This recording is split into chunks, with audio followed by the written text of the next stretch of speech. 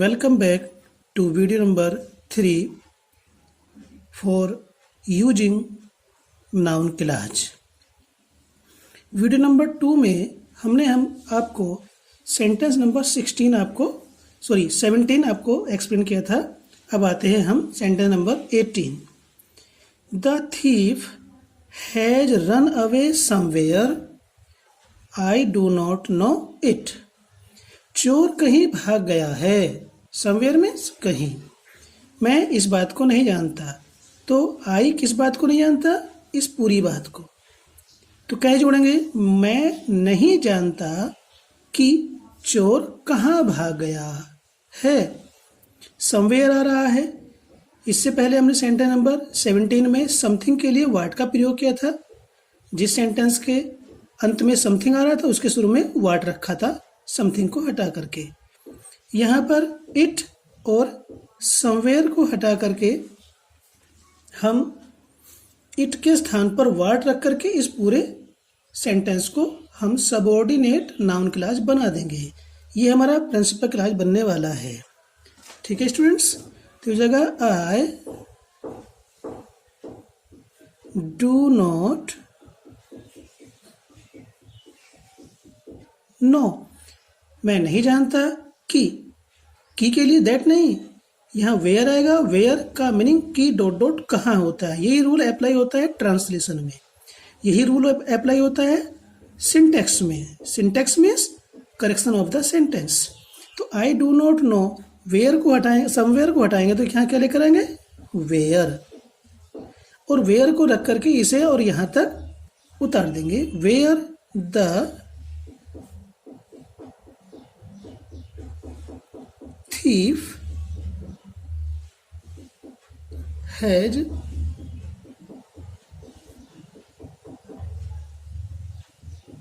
run away. ठीक है students. देखिए इस सेंटेंस ध्यान देंगे. The thief has run away somewhere. हमने क्या प्रयोग किया? वेयर का प्रयोग किया. ध्यान दें, मैं केवल ओरल आपको बता रहा हूं. यदि सेंटेंस हम इस प्रकार से लिखते, कैसे? Where has the thief run away, question mark यहाँ लगता, I do not know it. तो उसका भी इसी प्रकार से बनता जैसे ये बना हुआ है. Okay, I think it is clear to you. Next number 19. You are not working hard. तुम परिश्रम नहीं कर रहे हो. Tell me its reason. मुझे इसका कारण बताओ. तो रीजन से क्या जानकारी हो रही है? कारण की. और कारण के लिए कंजक्शन क्या आता है? जैसे हमने समवेयर के लिए वेयर प्रयोग किया उसी प्रकार से रीजन के लिए वाई आता है.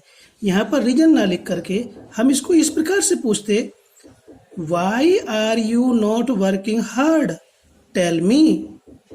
तो तब भी यहाँ पर वाई का ही प्रयोग होता. ठीक है. तो टेल मी जो इम्पेरेटिव है ये हमारा प्रिंसिपल क्लॉज बनने जा रहा है. टेल मी, मुझे बताओ. क्या बताओ? क्या? Noun clause. क्या से प्रश्न करने पर नाउन क्लॉज आंसर में आता है. तो मुझे क्या बताओ कि तुम परिश्रम क्यों नहीं कर रहे हो. कि और क्यों दोनों के लिए वाई का प्रयोग होगा. वाई यू आर नॉट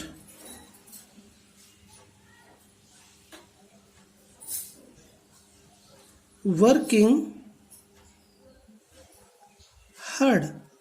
यदि हमने नियमों से चलना है तो हमारे लिए कार्य कठिन नहीं है. It will be easier. Okay students, ये और अधिक आसान बन जाएगा. नेक्स्ट देखेंगे number 20. Somebody entered the house, it is not known. कोई घर में घुसा, किसी को पता नहीं है. जानकारी नहीं. तो क्या जानकारी नहीं है? कि घर में कौन घुसा.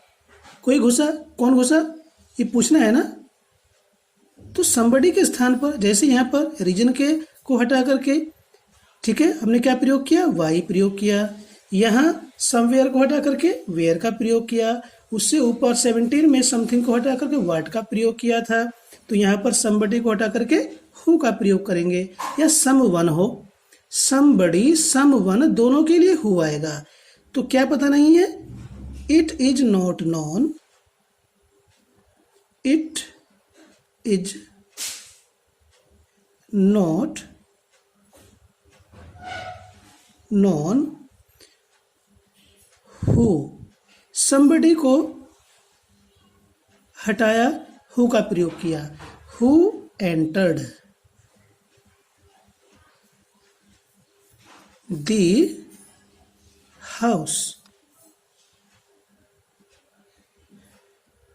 नहीं पता, अवगत नहीं, जानकारी नहीं कि घर में कौन घुसा। अब देखिए, इसको हम दूसरे तरीके से बना सकते हैं। क्या? कि घर में कौन घुसा पता नहीं है। तो और में हम इसको लिखते हैं यहां पर, ठीक।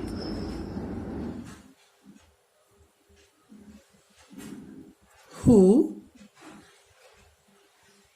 entered the house is not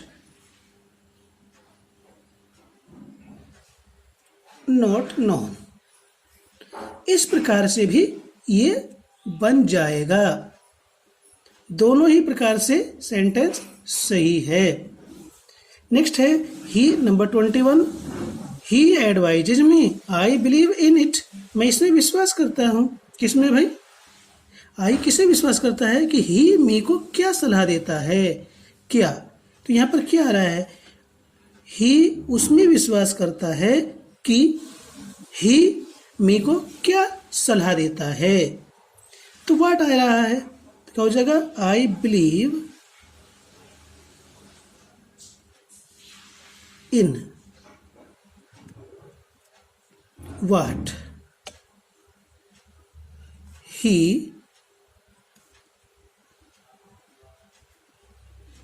advises me। यहां पर नाउन क्लॉज इस प्रीपोजिशन के ऑब्जेक्ट के रूप में आ रही है। ऊपर it is not known who यहां पर ऑब्जेक्ट के रूप में आ रही है, और who entered the house is not known यहां पर वही नाउन क्लॉज सब्जेक्ट के रूप में रखी हुई है। तो जिस प्रकार से एक noun subject, object, complement, preposition का ऑब्जेक्ट के रूप में प्रयोग किया जाता है नाउन, उसी प्रकार से ये नाउन क्लॉज भी प्रयोग की जाती है। केस इन एपोजिशन होता है। नेक्स्ट है how long shall I teach him, it is not certain, क्या निश्चित नहीं है कि मैं उसे कितने समय तक पढ़ाऊंगा, कब तक पढ़ाऊंगा। तो it is not certain how long,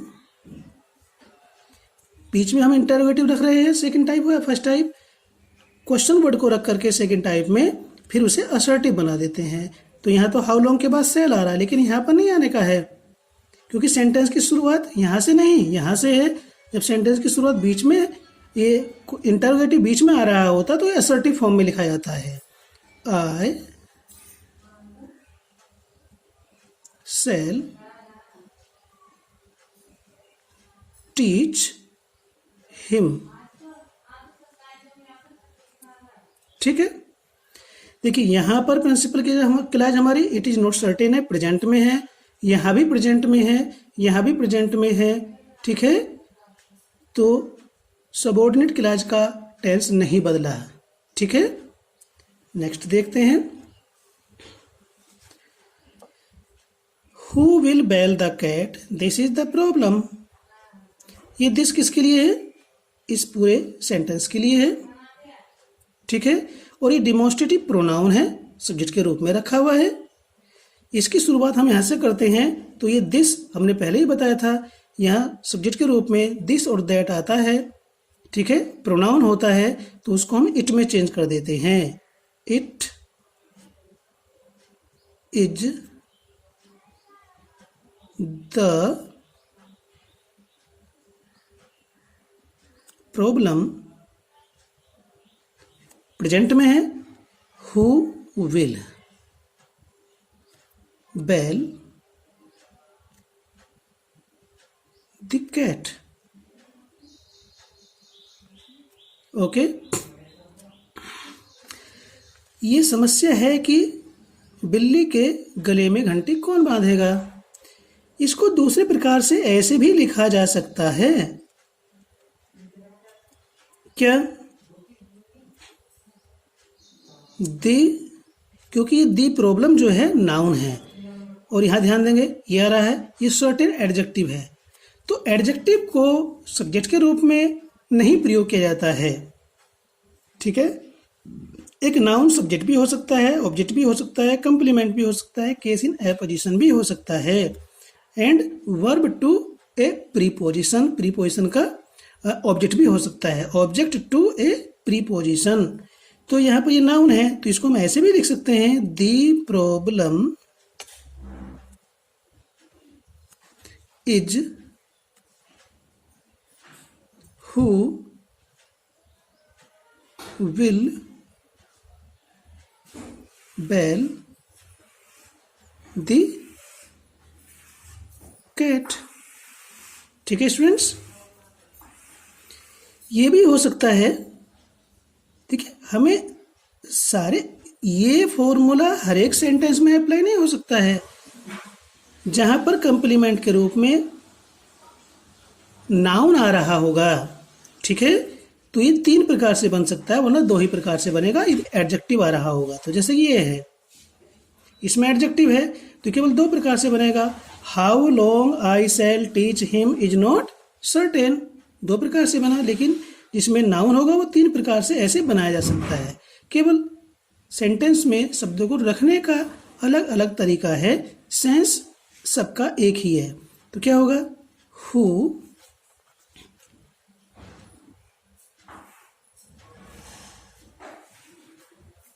will bell the cat is the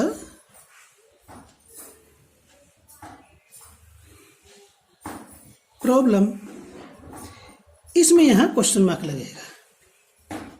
ठीक है, इन दोनों में क्वेश्चन मार्क नहीं आएगा, यहां पर क्वेश्चन मार्क आएगा। क्लियर?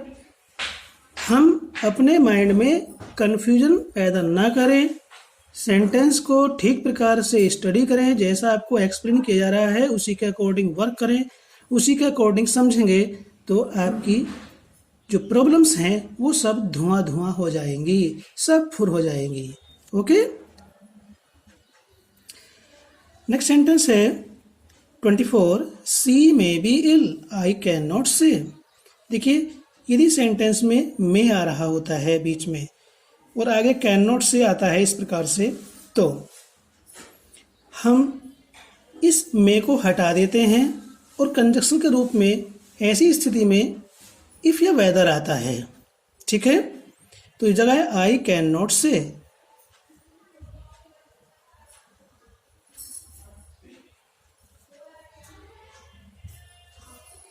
ठीक, अब ये जो हमारी ये तो बनी प्रिंसिपल क्लॉज, ये बनेगी सबऑर्डिनेट नाउन क्लॉज। अब इसमें क्या होगा, यहां पर हम मे को हटाएंगे, वेदर का प्रयोग करेंगे। ये मैंने लिखा नहीं है, लेकिन जब मैं बोल रहा हूं तो रूल ही बोल रहा हूं। Whatever I am doing is being done according to the rule. जो कुछ भी मैं कर रहा हूं वो अकॉर्डिंग टू रूल हो रहा है, चाहे मैं उसको लिख के आपको बता रहा हूं या फिर मौखिक बोल रहा हूं। यहां पर आई कैन नॉट से प्रिंसिपल क्लॉज बनी, ये हमारी नाउन क्लॉज सबऑर्डिनेट बनने वाली है, तो इसमें से मे हटाएंगे। ठीक है, वेदर का प्रयोग करेंगे, अब आएगा सी। यहां पर बी फॉर्म आ रही है, सी सिंगुलर नंबर है। ठीक है, तो इसके साथ इज आएगा। ये कहां से आ गया इज, कंफ्यूज होने की आवश्यकता नहीं है, ये बी फॉर्म हमने यहां पर इज बनाकर रखी है, सी के साथ इज। यदि यहाँ पर यू होता तो आर आता। अब ये कैन नॉट है, प्रेजेंट में है तो प्रेजेंट की वर्ब आ रही है। यदि ये कुड नॉट हो जाए तो फिर यहाँ पर वाज वर्ब का प्रयोग किया जाएगा सब्जेक्ट के नंबर के अनुसार। इन चीज़ों का ध्यान रखना होता है। हमारा जो कंपटीशन बेस है यहाँ से शुरू होता है।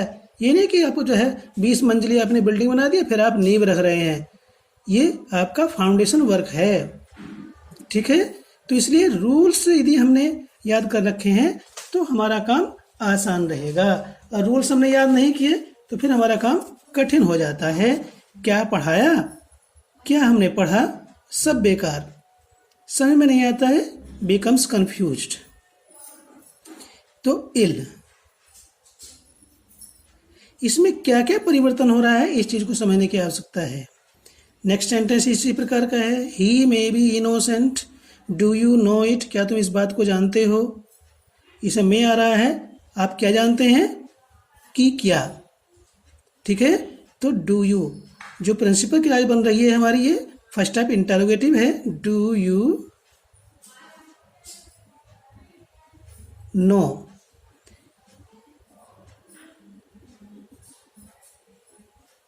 वेदर ही, मे को हटा करके वेदर का प्रयोग किया। यदि मे आ रहा है तो कंजक्शन वेदर आएगा, और बी की फॉर्म हम सब्जेक्ट के अनुसार लिखेंगे। ये प्रेजेंट में है तो आ जाएगा ही के साथ is, he is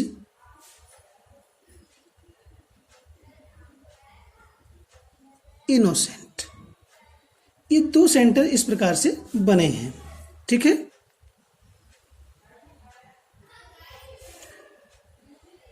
where has he gone, do you know, दोनों ही इंटरोगेटिव हैं। ये सेकंड टाइप है, ये फर्स्ट टाइप है।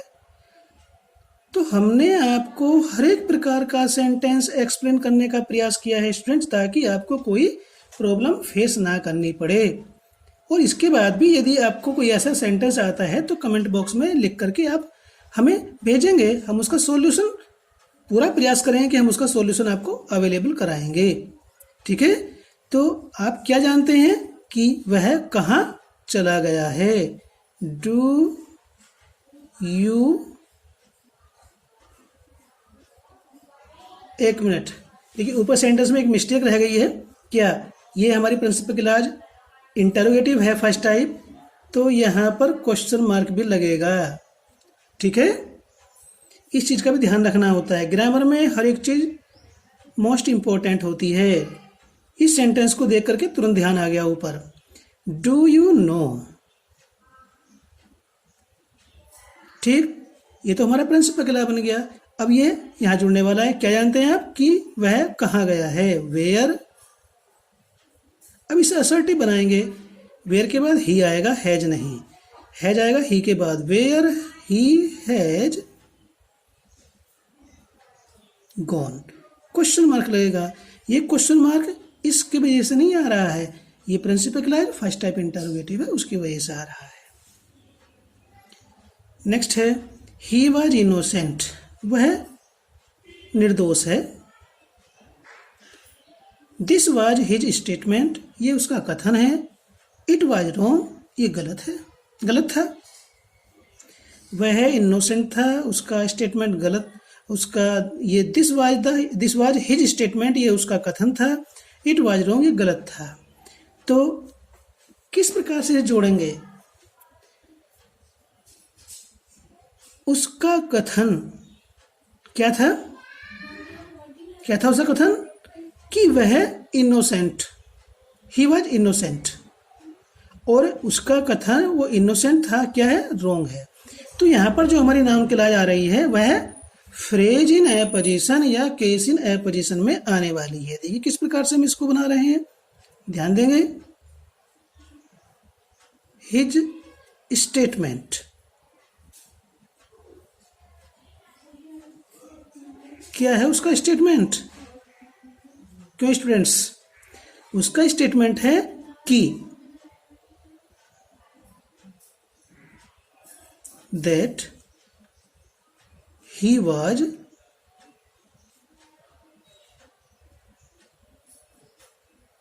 इनोसेंट, उसका स्टेटमेंट कि वह क्या है, इनोसेंट था, क्या है, वाज रॉन्ग।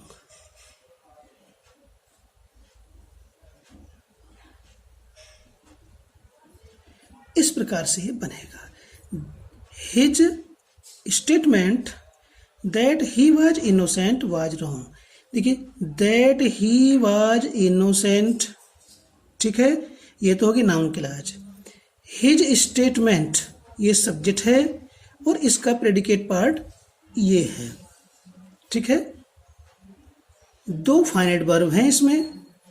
यहाँ that he was innocent his statement के केस इन ए पोजीशन या फ्रेज इन ए पोजीशन के रूप में आ रहा है, ठीक है। ये जो पोर्शन आ रहा है ये हिज स्टेटमेंट के बारे में जानकारी दे रहा है। दैट ही वाज इनोसेंट क्या है? His statement. और हिज स्टेटमेंट क्या है? That he was innocent. Clear? Next देखेंगे। इसकी चौथी वीडियो और बनने जा रही है क्योंकि इसमें एक्सप्लेन करना ज़्यादा पड़ रहा है। यू से सो, तुम ऐसा कहते हो। इट इज नॉट करेक्ट, ये सही नहीं है, ठीक है। तो क्या सही नहीं है? सही नहीं है कि तुम क्या कहते हो, ठीक है। कि तुम क्या कहते हो सही नहीं है, तो क्या आएगा? व्हाट।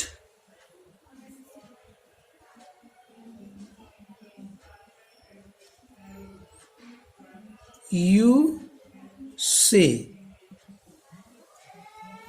इस सो को हटाया, शुरू में रखा व्हाट। व्हाट यू से इज नॉट